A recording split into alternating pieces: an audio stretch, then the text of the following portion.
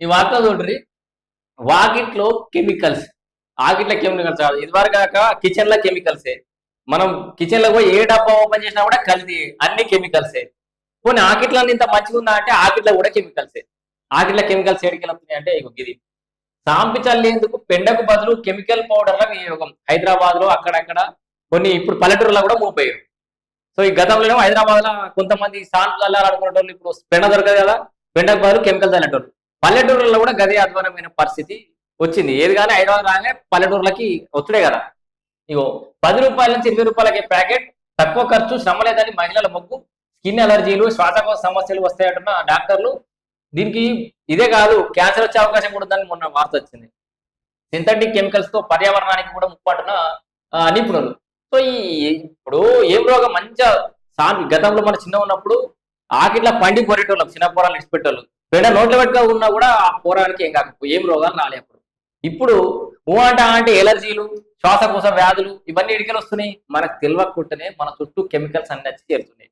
అట్లనే ఆకిట్లా మంచిగా ఉంటుంది కదా, అందంగా కనబడుతుందని చెప్పేసి ఈ కెమికల్స్ తీసుకొచ్చి చల్లితే అనారోగ్యం పాలవుడైతే ఖాయం.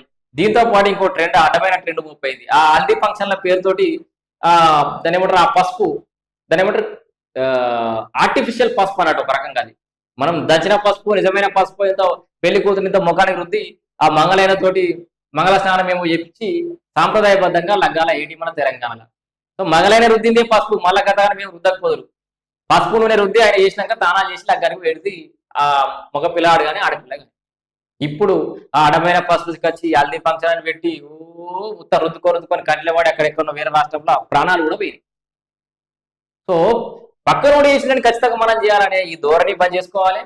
అండ్ నేచురల్ గా ఉన్నదా లేదా వీలైనంత వరకు ప్రకృతి నుంచి లభించిన పసుపు కావచ్చు, ప్రకృతి నుంచి లభించిన పదార్థాలు వాడి సహజ సిద్ధమైన లగ్గం చేసుకోవాలి, ఆరోగ్యకరమైన లగ్గం చేసుకోవాలనుకోలేవు. నేను పెళ్లి పీడలు ఎక్కాల్సినటువంటి పిల్ల పాడెక్కే పరిస్థితి వచ్చింది.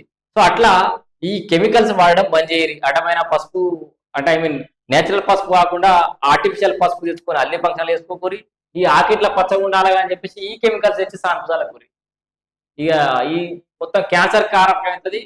ఇప్పుడు ఇదే ఆకిట్ల శవమై పండాల్సిన పరిస్థితి ఏర్పడుతుంది. జాగ్రత్తగా ఉండాలి అందరు కూడా.